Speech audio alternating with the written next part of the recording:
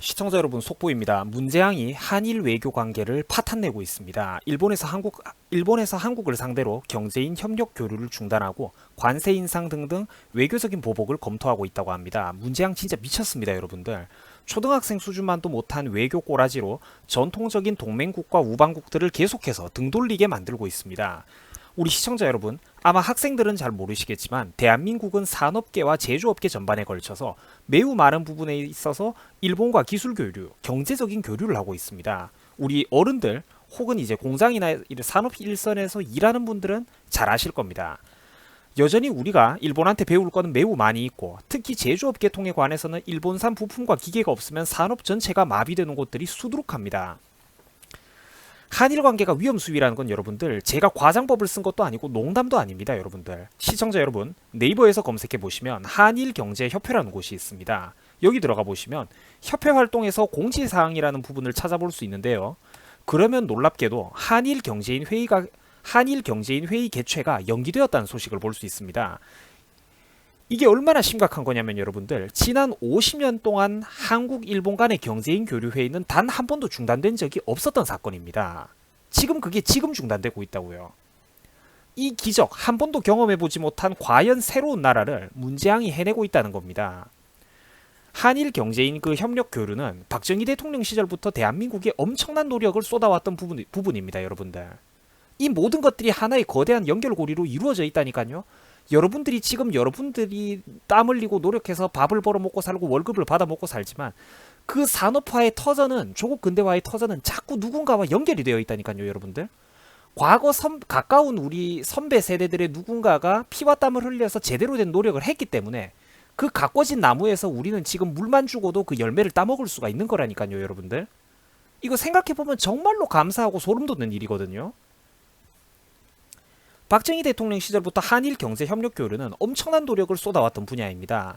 요즘 물론 우리 대한민국의 삼성전자가 정말로 대단하고, 저도 삼성 휴대폰만 쓰는데 하지만 그럼에도 불구하고 여전히 대한민국 산업계, 제조업계 전반에 걸쳐서는 일본과 주고받는 경제 분야가 매우 광범위합니다. 여러분들, 엄청나게 광범위합니다. 요즘 대한민국에서 제일 잘 나가는 기업이 어딥니까? 바로 삼성전자와 SK하이닉스 같은 반도체 주력 회사들이죠. 여러분들도 경제에 대해서 일자 무식이라고 하더라도 대한민국 반도체가 현재 대한민국 경제의 대들보라는 거는 잘 알고 계실 겁니다. 그런데 바로 그 반도체의 핵심적인 원료, 재료 중에 하나가 불화수소라는 게 있습니다. 이 불화수소를 우리는 거의 대부분 전량을 일본에 의존하고 있습니다. 여러분들, 지금 얼마나 이게 중대한 사안인지 여러분들 이해가 되십니까? 지금 여러분, 문재양이 나라 전체를, 대한민국 전체를 완전히 경제를 거덜내고 있습니다. 50년간 단 한 해도 거르지 않았던 한일 경제인 교류 회의가 중단되고, 세계 탑3 안에 손꼽히는 경제대국인 일본이 한국과 경제 교류를 중단하겠다고 하고, 경제를 보복하겠다고 하고, 한국 제품에 대해서 관세 인상을 추진하겠다고 합니다. 그뿐만이 아니라 비자 발급 제한도 검토 중이고, 한국으로 불화수소도 수출 금지를 하겠다고 합니다. 이 모든 것들이 아직까지 이제 즉각적으로 시행된 건 아니지만 50년간 한 해도 그런 적 없었던 경제인 교류는 현재 중단이 됐고요. 제가 지금 초록색 네모 박스 친 거는 아직까지 시행은 안 됐지만 일본에서 진지하게 검토 중이라는 겁니다. 문재양 정부를 상대로. 얼마나 이게 여러분들 소름 돋는 일입니까? 나는 문재양 찍지도 않았는데 왜 나는 이런 고통을 함께 겪어야 되죠? 내가 반도체 회사 사장이 아니고 조그만한 영세기업 사장이라고 해도, 내가 유튜브 얼음사에다가 한국의 이런 경제가 몰락하고 한국 경제가 타격을 입고 뭔가 물동량이 감소하고 이러면 우리 같은 일반 자영업자, 소규모 중소기업들도 다 피해를 본다니까요. 여러분들, 한국 경제가 이렇게 흔들리면 이게 얼마나 무서운 내용입니까? 여러분들, 얄팍한 책 몇 권의 이론, 자기 개인만의 좁은 식견에 함몰되고 갇혀버린 문재양이 대한민국의 전통적인 자유진영 국가들과의 연대를 개박살내고 있습니다. 한미관계, 한일관계를 싸그리 박살내고 있어요. 문재양의 두뇌 구조는 다음과 같습니다. 여러분들, 반도체 최대 수입국은 미국이니까 일본 애들이 차마 어쩌지는 못할 거다, 이런 안이하고 건방진 태도로 일본을 대하고 있는 겁니다. 당연히 일본도 사람인데 이런 식으로 한국이 싸가지 없게 나오면 기분 나쁘지 않겠습니까? 여러분들, 미국 눈치를 보던 말든 한번 당해보라고 해볼 만한 하지 않겠습니까? 여러분들, 이런 태도로 나오면 문재인 정부에서 국가 정상들 간의 외교란 이런 식으로 품위 없고 싸가지 없게 행동해서는 안 된다는 겁니다. 여러분들, 뿐만 아니라 솔직히 우리 한국이 과연 일본보다 미국한테 잘 보이고 있다고 생각하십니까, 여러분들? 일본이 기분 나빠가지고 독자적인 한국 상대로 경제 제재를 하고 대한민국 산업계가 전반적으로 타격을 받고 반도체 생산에도 차질을 빚으면 그 미국이 일본한테 왜 그런 나쁜 짓 하냐고 일본을 혼낼 것 같습니까? 아니면 한국 문재양 정부의 꼬라지를 보면서 한국 니들 진짜 왜 그러냐 이러면서 우리 한국을 보면서 혀를 찰 것 같습니까? 미국이 누구를 더 한심하게 바라보겠어요? 이런 사건이 나면. 제3자의 입장에서 한 번만 생각해보면 소름 돋도록 모든 사실들이 명명백백해지지 않습니까, 여러분들? 유튜브 시청자 여러분들이 지금 보고 계신 이 사진은요, 파이낸셜 타임즈의 긴급 보도입니다. 긴급 보도. 오늘 나경원한테 김정은 수석 대변인 소리까지 들었던 문재인이가 무려 트럼프한테 경고를 하고 나섰다고 표기되어 있습니다. 북한에 대해서 일방적으로 밀어붙이면 대북 협상 성공 못한다고 서로 조금씩 양보하자고 트럼프한테 건방지게 협박과 훈수를 뒀다는 겁니다. 미국의 외교 문제에 한국 정부가 훈수를 뒀다고요. 북한 내에서 그렇게 세련되지 못하게 일방적으로 밀어붙이지 마라. 미국 너네들 그렇게 하면 대북 협상 성공 못한다라고 한국 정부가 경고를 했다는 겁니다. 미국한테. 미쳤습니까? 이건 미국 정가에서 미국 엘리트들이 어떻게 받아들이겠어요? 미국 의회와 백악관, 미국 대통령이 여러분들이 미국의 정치 엘리트라면 한국 문재양 정부의 이런 도를 넘어서는 태도, 시건방진 태도를 보면서 솔직히 어떻게 생각하겠습니까? 아시아 태평양 지역의 최대 파트너, 믿을 수 있는 아시아 동료로서 과연 저렇게 열심히 딸랑거리는 일본과 아베 정부를 미국이 믿어줄까요? 아니면 북한 대변인 노릇을 하는 문재양 정부를 좋아하겠습니까? 자꾸 우리 한국인 입장에서 그 우물한 개구리의 입장에서 보지 말고 외국의 입장, 제3국의 입장에서 한일 관계를 한번 바라보라니까. 심각한 문제입니다, 여러분들. 이거 우리 유튜브 시청자 여러분, 지금 대한민국은 정말로 위험한 상황에 놓여 있습니다.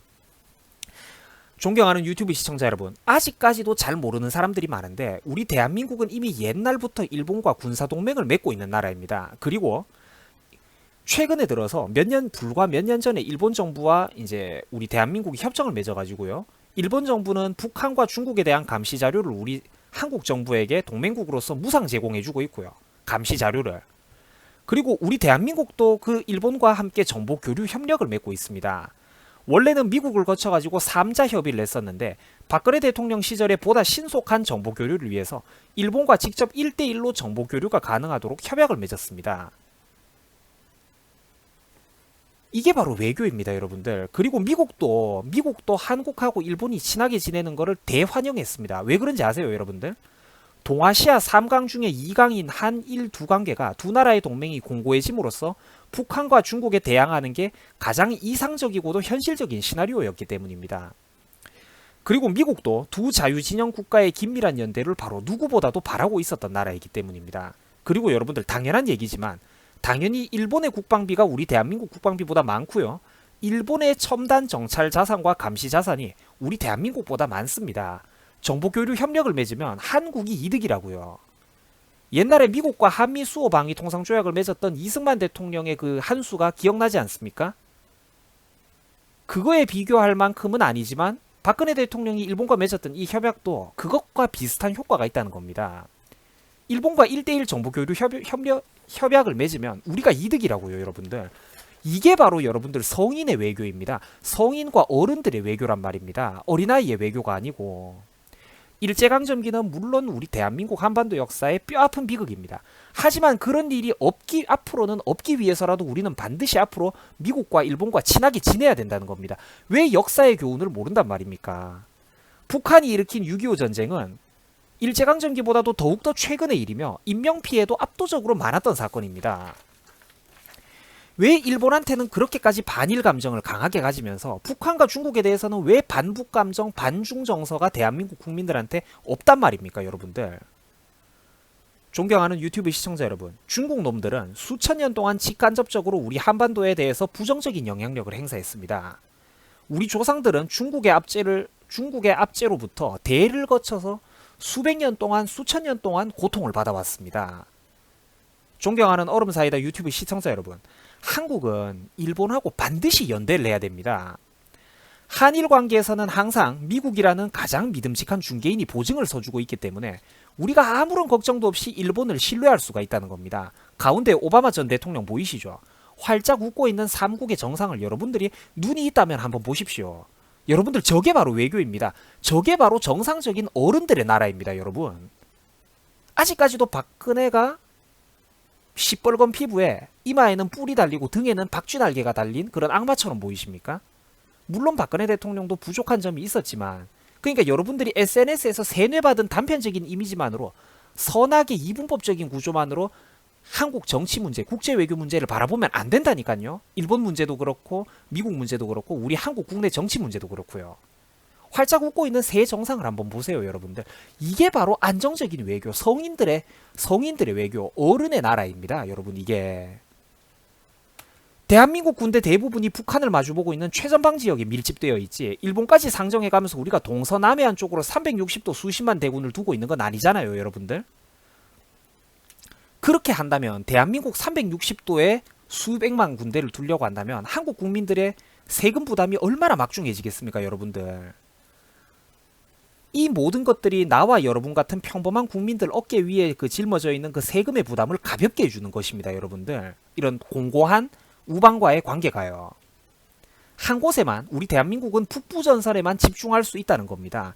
긴급 상황이 만약에 발생한다면 우리 혼자 외롭게 싸우는 것도 아니고 일본이라는 전진기지로부터 막대한 미일연합군의 지원도 받을 수 있습니다. 세계 최강의 해군과 공군을 보유하고 있는 미일연합군 말입니다. 그들의 지원을 받을 수 있다고요. 그리고 전 세계에서 손꼽히는 육군력을 가지고 있는 우리 대한민국. 하늘은 일본과 미국이 책임져주고, 하늘과 바다는 미국과 일본이 책임져주고, 육지는 우리 대한민국이 밀어붙일 때 얼마나 우리 한국 남자들, 한국 청년 남성들이 흘릴 피와 땀방울의 무게가 줄어들겠습니까, 여러분들. 소름 돋지 않습니까? 바로 그게 외교라니까요. 존경하는 얼음사이다 유튜브 시청자 여러분, 우리가 숨쉬며 누리고 살고 있는 대한민국의 환경을 마치 당연한 것처럼 생각합니다. 어제 평화로웠으니까 오늘도 평화로울 거라고 생각해요. 하지만 절대 그렇지가 않습니다. 이 모든 것들은 하나의 거대한 원으로 이루어져 있다는 것입니다. 믿음직한 친구들과의 연대를 통해서 안보가 비로소 달성이 되는 겁니다, 여러분들. 자유진영 국가들과의 긴밀한 연대는 대한민국 생존에 있어서 필수적입니다. 존경하는 유튜브 시청자 여러분, 사랑하는 내 유튜브 시청자 여러분, 제발 한일 관계에 대해서, 한국, 미국, 일본의 삼각동맹 시스템에 대해서 부디 다시 한 번만 어른이라면 어른의 관점에서 심사숙고, 깊이 심사숙고해 주십시오, 여러분들. 한국, 미국, 일본 삼각동맹 체제에 대해서 어른이라면 제발 다시 한 번만 깊이 생각해 주십시오, 여러분. 우리는 초등학생 어린아이가 아닙니다. 우리는 20살 이상 투표권을 가지고 있는 대한민국의 유권자, 국민, 성인입니다. 20살 넘은 어른이라면 어른값을 합시다, 여러분들. 고맙습니다. 새벽 늦었는데 편안한 밤 되십시오.